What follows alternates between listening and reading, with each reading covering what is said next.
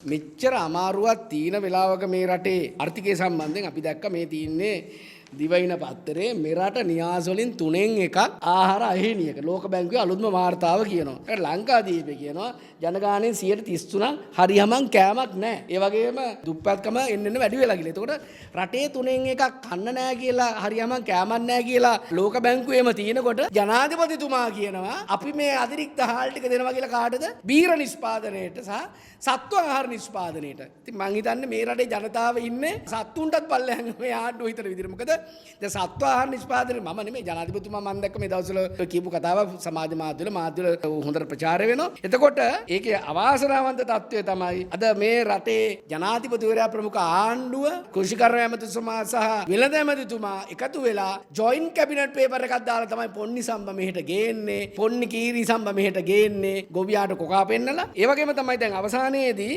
දැන් මෙතන තියෙන ඊළඟ ගැටලුව තමයි ලංකාවේ සුරාබදු පනත 2009 උල්ලංඝනය කරමින් මේ ආණ්ඩුව බීර නිෂ්පාදනයට හාල් දෙන්න පටන් අරන් දෙනවා. මොකද හාල් නිෂ්පාදනයෙන් හාල් වලින් බීර නිෂ්පාදනය කිරීම සපුරා තහනම් අපේ ආඥා පනත අනුව. මොකද ලේබල් වල ගහලා තියෙනවා සාමාන්‍ය බියර් මිලිලීටර් 100ක සීනි ග්‍රෑම් 6.6ක් තියෙනවා කියලා. ඒ කියන්නේ මේ රටේ බියර් බිව්වොත් නියත වශයෙන් ඩයබටික් එහෙම නැත්නම් සීනි වැඩි වෙලා මිනිස්සු ලෙඩ වෙන්න පුළුවන්. මොකද ප්‍රමිතියෙන්තර බීර නිෂ්පාදනය කරන බීර සමාගම් වලට මුදල් අමාත්‍යාංශ මුදල් ඇමතිතුමා ඒ කියන්නේ එතුමාගේ යටතේ තමයි තියෙන්නේ සුරාබදු දෙපාර්තමේන්තුව. එහෙම නැත්නම් සුරාබදු කියන විෂය තියෙන්නේ ජනාධිපතිතුමාගේ යටතේ මුදල් අමාත්‍යාංශය යටතේ. එතුමා කටක් කරලා කිව්වනම් මේ කතාව ඒක එතුමා කරපු ලොකු වැරද්දක්. මොකද හේතුව ජනාධිපතිවරයා විදියට මුදල් අමාත්‍යවරයා විදියට විෂය භාර අමාත්‍යවරයා විදියට සුරාබදු පනත උල්ලංඝනය කරපු ප්‍රකාශයක්. මොකද සුරාබදු පනතේ දෙවෙනි වගන්තියේ තියෙනවා පැහැදිලිවම බියර් නිෂ්පාදනය කරන්න ඕන මෝල්ට් වලින් කියලා.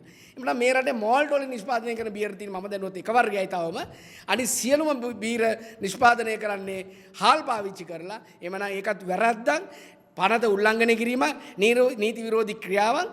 ජනාධිපතිවරයා විදිහට ඒ කරපු ප්‍රකාශය නීති විරෝධී. එතුමා වහාම ඒක නිවැරදි කරලා මේ බීර නිෂ්පාදකයින්ට හාල් දෙන්නේ නැතුව බීර නිෂ්පාදකයින්ට කියන්න ඕන තමුසලාට මේ පනත අනුව තියෙන්නේ මෝල්ට් වලින් තමයි බීර නිෂ්පාදනය කරන්න. කරුණාකර මෝල්ට් ගෙනල්ලා ප්‍රමිතියෙන්තර උසස් ප්‍රමිතියේ බීර නිෂ්පාදනය කරන්න දෙන්න මේ මිනිස්සුන්ට. මොකද මිනිස්සුන්ගෙන් විශාල මුදලක් සාමාන්‍ය මේ කලාපයකට වැඩිම මුදල ගන්න බීර වලට බීර ටින් එකට අපේ රට. හැබැයි මුදල ඉහළ ගියාට ප්‍රමිතියෙන්තර සෞඛ්‍යයට අහිතකර බලවත් ලෙස අහිතකර බීර නිෂ්පාදනය මේ රටේ වෙනවා. ඒක ජනාධිපතිතුමාම කියනවා අපි බීර නිෂ්පාදනයට හාල් දෙනවා කියලා. ඉතින් දැනට එතුමා දන්නේ දැනටත් හාල් වලින් මේ බීර නිෂ්පාදනය කරන්නේ.